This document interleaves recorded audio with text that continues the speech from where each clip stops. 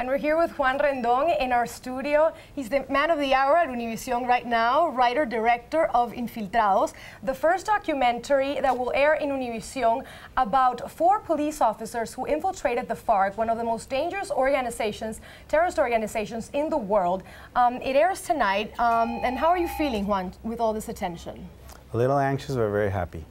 We're still, finishing a few things here and there, but I think we're ready, and I think it's going to be good.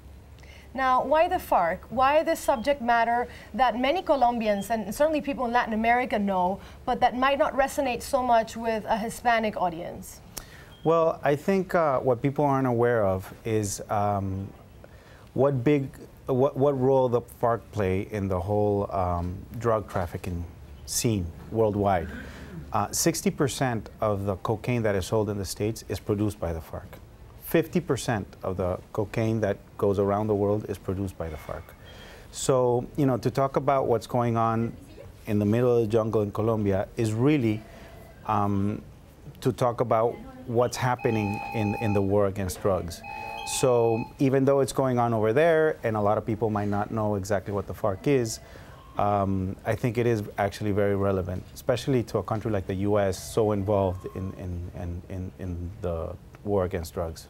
Now explain to us how you got these people to trust you, to speak to you, and to tell you these gripping stories of war.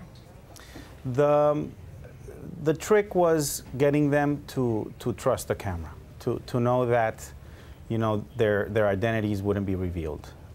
We created a whole system based on animation and lighting that we could give each of them an identity without revealing actually who they were. We manipulated their voices, and once they saw that they were going to be protected, they actually opened up, and they're quite good storytellers. Actually, it was very, very entertaining to hear their stories. I don't doubt it. Now, watching pieces of the documentary, and especially the animation part, reminded me a lot of that animated documentary Walls with Bashir, Ari Folman's animated documentary that was the big upset at the 2009 Academy Awards.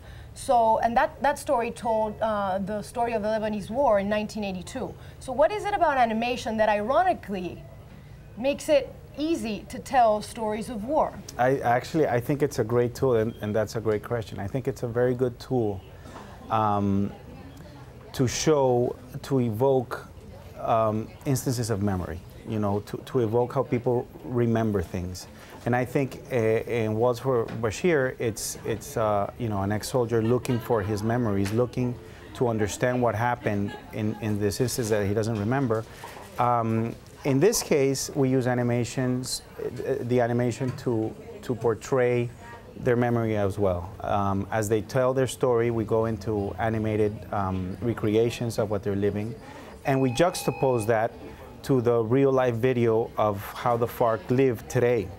And I think it works really well to kind of divide those two worlds, the world of the memory, the world of it's not fantasy because it's real, and I think also the animation is treated in a way that it's very serious. But it does divide, juxtapose that to the actual footage that we have of how the FARC live today. Now, Juan, we look forward to more great storytelling from you and your team. And again, we want to invite you to watch Infiltrados tonight. It airs at 9:57, a little before 10, so don't miss it. Thank you very much.